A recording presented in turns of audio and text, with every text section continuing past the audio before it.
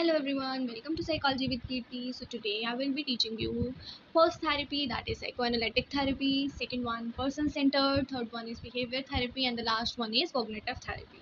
So I will be sharing some flowcharts with you, handwritten flowcharts that I have made for you. तो उससे क्या होगा, आपका काम आसान हो जाएगा. In exams you can make that flowcharts. देखो जब हमें मेन हेडिंग्स पता लग जाती हैं, हम लोग flowcharts like ड्रॉ कर लेते हैं, तो उससे हम अंदर का जो है हमें जब एक बार समझ आ जाता है ना, कोई भी हमें एक्सप्लेनेशन कर रहा है और हमें समझ आ गई अगर वो चीज़ पॉइंटर्स, तो वो पॉइंटर्स को हम अपने आप से एक्सप्लेन कर सकते हैं हमारे एग्जाम में. ठीक है, तो अगर अच्छा इंप्रेशन देना चाहते हो कि टीचर पे देखे तो आपका पेपर देखते एकदम बहुत हैप्पी हो जाए, so you should make this kind of flow charts. तो मतलब हमारा ना बेसिकली थेरेप्यूटिक जब हम लोग ये पढ़ते हैं तो क्लाइंट वर्ड नहीं यूज़ करेंगे, पेशेंट वर्ड यूज़ करेंगे. जब हमने काउंसलिंग की बात की तो क्लाइंट क्लाइंट बोल रहे थे, लेकिन जब हम कोई भी थेरेपी लगाते हैं तो हम लोग थेरेपिस्ट होते हैं, और वो लोग कौन होते हैं जो हमारे पास ट्रीटमेंट लेने आ रहे हैं या थेरेपी लेने आ रहे हैं, they are called patient, right. So तो इसमें हम लोग 4 पॉइंट्स कवर करेंगे हर एक थेरेपी में. थेरेपेटिक का गोल क्या है, थेरेपी का क्यों हम लोग मतलब नीड क्या है इस थेरेपी को करने की, थेरेपिस्ट क्या फंक्शन प्ले कर रहा है, क्या रोल है मतलब प्ले कर रहा है, कौन कौन सी टेक्निक्स का यूज़ कर रहा है, राइट. सो पहला आ जाता है हमारा साइकोएनालिटिक थेरेपी. सबसे पहले हम जब कोई थेरेपी पढ़ते हैं we should know the meaning of the heading, right. Psychoanalytic therapy क्या होता है, एक टाइप की लॉन्ग टर्म टॉक थेरेपी है जिसमें इंडिविजुअल्स अवेयर हो जाते हैं, राइट. उनको अवेयर कराया जाता है उनके अनकॉन्शियस थॉट्स को, फीलिंग्स को और कन्फ्लिक्ट को. तीन सिगमंड फ्रॉइड ने 3 की बात की थी ना, माइंड के स्टेट्स की, कॉन्शियस, सबकॉन्शियस, अनकॉन्शियस. ठीक है, एक फोकस करता है कि कैसे पास्ट एक्सपीरियंसेस, मतलब पास्ट का ट्रॉमा हो, कोई चाइल्डहुड हो, कैसे इन्फ्लुएंस कर रहा है हमारे प्रेजेंट के करंट बिहेवियर या इमोशंस को, राइट. सो ऐसे हम लोग ना कोई भी एक अच्छी सी इमेज बना के फिर हम लोग ऐसे फ्लो चार्ट पे 4 पॉइंटर्स बना देते हैं, फिर उसके ठीक है अंदर सब पॉइंट्स हो जाते हैं. 4 हेडिंग्स मैंने पहले ही बता दिया आपको. तो सबसे पहला हमारा जो है psycho analytic therapy, that is given by doctor Sigmund Freud, जो एक बहुत फेमस साइकोलॉजिस्ट हैं, हर जगह इनका नाम भी सुनने को आता है, राइट. अर्ली 1900s में इन्होंने ये दी थी. तो ये थेरेपी के क्या गोल हैं, वही अनकॉन्शियस थॉट्स को कॉन्शियस थॉट्स में बदलना, है ना. इंक्रीज सेल्फ अवेयरनेस बढ़ा देता है, हमारे चाइल्डहुड के ट्रॉमा या कोई भी चाइल्डहुड के कन्फ्लिक्ट उसको रिजॉल्व करने में हेल्प करती है थेरेपी. पर्सनैलिटी में इंप्रूवमेंट लाती है. थेरेपिस्ट के क्या फंक्शन या रोल होते हैं, एक तो वो बहुत ध्यान से पेशेंट को सुनेगा, उसकी सारी इन्फॉर्मेशन को इंटरप्रेट करेगा, एनालाइज करेगा, उसको ट्रांसपेरेंस अंडरस्टैंड करेगा और गाइड करेगा पेशेंट को, राइट. ट्रांसपेरेंस मतलब कि देखना, लाइक ये हमारा इसमें भी आ जाएगा टेक्निक्स यूज्ड में, राइट. तो मैं बताती हूँ. अब ये थेरेपी की नीड किस इंसान को पड़ रही है, ठीक है, ये बता रहे हो. जो एंजाइटी में है, डिप्रेशन में है, स्ट्रेस में है, चाइल्डहुड का कोई ट्रॉमा है, रिलेशनशिप प्रॉब्लम है, बिहेवियरल इश्यूज, तो हम लोग क्या कौन सी थेरेपी का यूज़ करते हैं, वी यूज़ साइकोएनालिटिक थेरेपी. इसमें ना बहुत सारी टेक्निक्स का यूज़ किया जाता है, free association, dream analysis, resistance, transference, interpretation. अब मैं आपको 1 बाय 1 व्हाइट बोर्ड पे एक्सप्लेन कर देती हूँ टेक्निक्स का, ठीक है. बाकी तो इजीली समझ आ गया होगा. First of all we need to understand, क्योंकि टेक्निक्स यूज थोड़े डिफरेंट वर्ड्स आ जाते हैं जो हमें समझने पड़ेंगे, राइट. सो फर्स्ट हमारा है, क्या है हमारा first technique, free association, right. तो फ्री एसोसिएशन क्या होता है, क्लाइंट को बोला जा रहा है, मतलब उसको फ्री छोड़ा जा रहा है. क्लाइंट को बोल रहे हैं, जो हम लाइक एक क्वेश्चन पुट कर रहे हैं क्लाइंट को, तो जैसे उसके माइंड में जो भी आएगा वो साथ साथ बताएगा, जो भी, बिना थिंकिंग के. थिंकिंग करने नहीं बैठना, उसको थिंक नहीं करना इतनी देर. जो उसके माइंड में आ रहा है वो फ्रीली अपनी फीलिंग्स को, अपने आइडियाज़ को, अपने इमोशंस को जो है हमारे साथ शेयर कर देगा, राइट.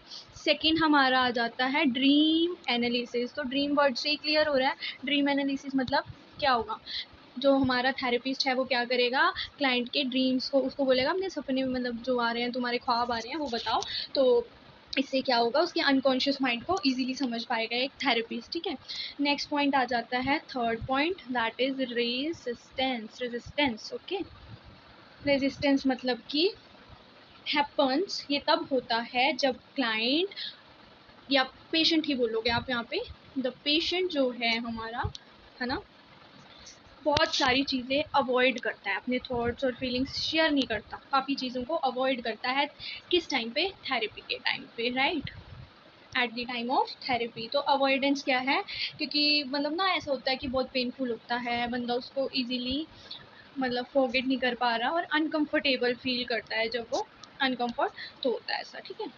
फोर्थ आ जाता है ट्रांसपेरेंस. ट्रांसपेरेंस, ट्रांसपेरेंस से क्या क्लियर हो रहा है हमें, इससे क्लियर हो रहा है, इसमें हम देखते हैं कि वो कौन से बंदे की फीलिंग्स को शेयर कर रहा है हमारे साथ, ठीक है. तो जो शेयर कर रहा है ना वो फीलिंग्स, उसमें हम देख रहे हैं तो पर्सन को, तो इम्पोर्टेंट पर्सन उसकी लाइफ में जो है ना वो उसके बारे में बातें बताएगा आपको, ठीक है, लाइक पेरेंट्स वगैरह, क्लाइंट को ऐसे ट्रीट किया जाता है, ठीक है। और फिर आ जाता है हमारा last technique, that is interpretation, right. Interpretation का मीनिंग है when the therapist explain hidden मतलब दबे हुए छुपे हुए मीनिंग्स को, जब पेशेंट जो है या क्लाइंट है भी कह ही सकते हो, शेयर कर रहा है हमारे साथ, ठीक है, थॉट्स को, ड्रीम्स को, फीलिंग्स को, है ना, बिहेवियर को, लाइक दैट, ओके। तो ये थी psycho analytic therapy, right. So second therapy है पर्सन सेंटर्ड थेरेपी, जिसको हम क्या बोलते हैं, क्लाइंट सेंटर्ड थेरेपी, ठीक है, या directive therapy, non directive therapy आप लोगों ने सुनी होगी, ठीक है। सो इसको ना हम लोग नॉन डायरेक्टिव बोलते हैं, क्योंकि जो काउंसलर सेंटर्ड होती है उसको डायरेक्टिव बोला जाता है, जिसमें काउंसलर डायरेक्टली गाइड कर। क्लाइंट सेंटर्ड में क्लाइंट की मर्जी होती है कि उसको कैसे करना, राइट। क्लाइंट के ऊपर फोकस किया जाता है। थेरेपेटिक गोल्स में आ जाएगा कि हेल्प करती है ये थेरेपी कि वो जो क्लाइंट है वो अपने आप को खुद से समझ पाए बेटरली, ठीक है, सेल्फ अवेयरनेस बढ़ाती है, self acceptance, self esteem, respect, है ना, एंड पर्सनल ग्रोथ डेवलपमेंट भी में भी हेल्प करती है, और कन्फ्लिक्ट्स और में भी रिजॉल्विंग में हेल्प करती है, एडजस्टमेंट करने में। तो थेरेपिस्टिक जो थेरेपिस्ट का रोल है या फंक्शन है वो हम यही हमें उसमें भी मेंशन कर सकते हैं कि वो एक एक्टिव लिसनर का काम करता है, ठीक है, और वार्म और एक्सेप्टिंग नॉन जजमेंटल क्लाइमेट देता है, एक पेशेंट को अच्छे से सुनता है, क्लाइंट की फीलिंग को उसके पॉइंट ऑफ व्यू से, और जेन्युइननेस और ट्रांसपेरेंसी भी शो करता है, और सेल्फ डिस्कवरी और सेल्फ एक्सप्लोरेशन को फैसिलिटेट करता है। रीजंस, कई बार क्या होता है, लोगों को लगता है मिसअंडरस्टैंडिंग्स हो जाती हैं बहुत ज़्यादा, एक्सेप्टेंस में की कमी होती है उनके अंदर, वार्मथ की, सेल्फ एस्टीम होता है उनका, है ना, एंजाइटी रहती है उनको, एडजस्टमेंट्स में प्रॉब्लम आ जाती है, फैमिली में ना इजीली एडजस्ट हो पाना, जॉब में ना एडजस्ट हो पाना, school university etcetera, personal conflict हो जाना, है ना, सेल्फ ग्रोथ या वगैरह फुलफिलमेंट के लिए। तो तब ये हम लोग यूज़ करते हैं इस थेरेपी का। एक्टिव लिसनिंग इसमें यूज़ की जाती है, reflection of feeling, open communication की जाती है, क्लाइंट सेक्टर एक्सप्लोरेशन की जाती है, और अनकंडीशनल पॉजिटिव रिगार्ड। अब ये भी वन बाय वन आपको टेक्निक मैं बता देती हूँ। सो एक्टिव लिसनिंग मतलब वही कि हमें पूरी अटेंशन के साथ, पेइंग फुल अटेंशन, ओके, पूरी अटेंशन के साथ हमें किसे सुनना है, अपने पेशेंट को। फर्स्ट पॉइंट हो गया ये। सेकंड पॉइंट आता है रिफ्लेक्शन ऑफ फीलिंग्स, मतलब कि रिपीट करना है, समराइज करना है क्लाइंट की फीलिंग को। अगर हम रिपीटेशन या समराइज करेंगे, जैसे हमें पेशेंट ने कुछ बताया तो हम उसको दोबारा से रिपीट करेंगे उसके सामने, तो उसको लगेगा कि हम उसे समझ रहे हैं, बहुत अच्छे से अंडरस्टैंड कर रहे हैं, फिर ना ट्रस्ट भी बिल्ड हो जाता है हमारा, ठीक है। नेक्स्ट पॉइंट आ जाता है ओपन कम्युनिकेशन, मतलब कि क्लाइंट टू स्पीक, उसको हम ऐसा कर देते हैं कि वो फ्रीली जो भी है अपनी फीलिंग्स, थॉट्स, इमोशंस को शेयर करते हैं हमारे साथ, ठीक है। नेक्स्ट पॉइंट आ जाता है client self exploration, client self exploration, इसमें भी वो अपनी हर बात को सारा अच्छे से आपको बताएगा, ठीक है। So these were the points. और इसमें ना NIH यानी नेशनल इंस्टीट्यूट ऑफ हेल्थ जो है हमारा, उसने 3 पॉइंट्स बोले हैं, 3 कंडीशंस बताई हैं गाइस इसकी। First one is unconditional positive regard, second one is empathic understanding, understand करना उनके पॉइंट ऑफ व्यू से, पॉजिटिव रिगार्ड होना चाहिए, थर्ड वन इज जेन्युइननेस, मतलब कि थेरेपिस्ट को जेन्युइन रहना है उसके साथ, ठीक है। ये 3 पॉइंट्स है, ये था हमारा person centred therapy in short. अब हम लोग पढ़ेंगे अपनी बिहेवियर थेरेपी। ये तो मैं आप लोगों को लाइक शॉर्ट में फ्लो चार्ट्स बता रही हूँ कि आप अच्छे टेम्पटेशन कर पाएँ एग्जाम्स में, बट आप लोग बुक्स लो, अपनी लाइब्रेरी से उठाओ, अलग अलग बुक से मैटर लो और अपने अच्छे से नोट्स बनाओ, वो आपको हेल्प करेंगे। लाइक हम बहुत सारा पढ़ेंगे तभी हम कुछ लिख पाएंगे, अगर हम थोड़ा सा ही पढ़ेंगे तो हम एग्जाम में कुछ भी अच्छे से नहीं लिख पाएंगे, राइट।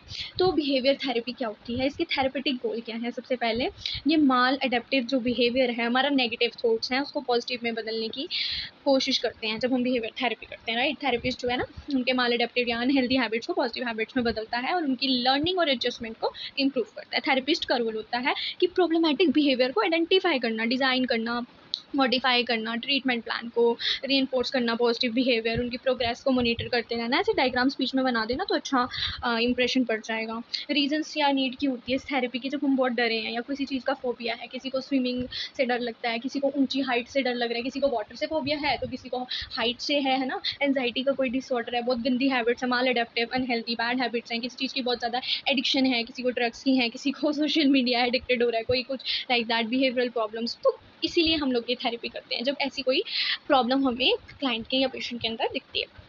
इसमें हम लोग क्या क्या टेक्निक्स का यूज़ करते हैं, token economy, systematic desensitization, positive reinforcement, modelling and behaviour shopping.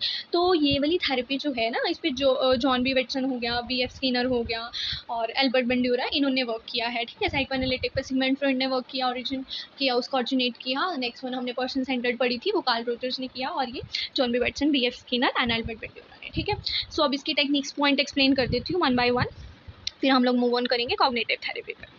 So guys, अब है सिस्टमेटिक डिसेंसिटाइजेशन, मतलब ये एक टेक्निक है जो यूज़ की जाती है कोई भी डर, कोई भी चीज़ से फियर या फोबिया है, मैंने बताया वाटर से है, हाइट से है, उसको कम करने के लिए, एंजाइटी है, ठीक है, बहुत ज़्यादा डरा हुआ है बंदा, तो उसको रिलैक्सेशन करने के लिए ये टेक्निक का यूज़ किया जाता है। Second one is exposure therapy. अब एक्सपोजर थेरेपी की अगर हम लोग बात करें तो ये डायरेक्टली उस चीज़ से के पास इनको ले जाया जाता है जिससे इनको डर लग रहा है, ताकि ओवर टाइम में आके जो इनका फियर है वो कम हो जाए। ठीक है, फिर आ जाता है मॉडलिंग। मॉडलिंग का मतलब थेरेपिस्ट या अनदर पर्सन जो है वो डेमोन्स्ट्रेट करता है अप्रोप्रिएट बिहेवियर को और क्लाइंट को लर्न करता है, उसको ऑब्जर्व करता है अच्छे से, राइट। टोकन ऑफ इकोनॉमी मतलब इस मेथड में रिवॉर्ड्स, टोकन से ही क्लियर हो रहा है, रिवॉर्ड्स या टोकन दिए जाते हैं ताकि जो उसका बिहेवियर है वो लेटर ऑन रिवॉर्ड से क्या हो जाए, चेंज हो जाए। ठीक है, लास्ट आ जाती है हमारी एवर्जन थेरेपी। ये भी एक टेक्निक है जो यूज़ की जाती है बंदे के बिहेवियर को चेंज करने के लिए, अनडिज़ायरेबल जो हमारा बिहेवियर होता है, अनप्लेजेंट स्टिमुलाई से, सो दैट जो बिहेवियर है वो डिक्रीज हो जाए, वो वाला। ठीक है, अब हम लोग बात करेंगे कॉग्निटिव की। So last therapy is cognitive therapy, जो हमारे R&D बैक ने दी 1960s में। तो इसमें क्या होता है, देखो इसमें ना जो हमारे नेगेटिव थिंकिंग पैटर्न होता है ना, उसको पॉजिटिव में बदला जाता है। हमारे थिंकिंग पैटर्न कॉग्निटिव से क्लियर हो रहा है कि थिंकिंग की बात होगी, इम्प्रूव करता है इमोशनल वेलबींग को, है ना, डिसीजन अच्छी लेने में हेल्प करता है। इसके गोल होते हैं कि बेटर डिसीजन मेकिंग हो पाए। थेरेपिस्ट का रोल होता है कि आइडेंटिफाई करना उसके नेगेटिव बिलीव्स या थॉट्स को, गाइड करना उसको, है ना, to challenge irrational thoughts, help करना उसको डेवलप करने में रियलिस्टिक थिंकिंग पैटर्न्स। क्यों किया जाता है, mostly therapy depression, stress, anxiety पे वर्क कर रही हैं, low self esteem, negative thinking patterns. ठीक, इसमें ना हमारी टेक्निक्स आ जाती हैं कॉग्निटिव रिस्ट्रक्चरिंग, थॉट रिकॉर्ड करना, reality testing, problem solving and behavioural task. तो मैं ये भी बता देती हूँ एक एक करके आप।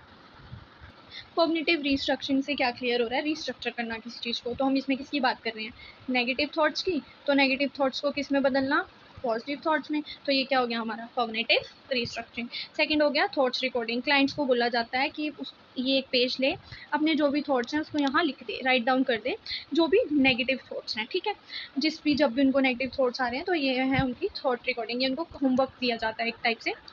नेक्स्ट आ जाता है हमारा सोक्रेटिक क्वेश्चनिंग। सोक्रेटिक क्वेश्चनिंग मतलब थेरेपिस्ट जो है वो लॉजिकल क्वेश्चंस पूछता है पेशेंट को, उसके रियलिस्टिक और बिलीव्स को जानने के लिए। बिहेवियरल एक्सपेरिमेंट्स करता है ना।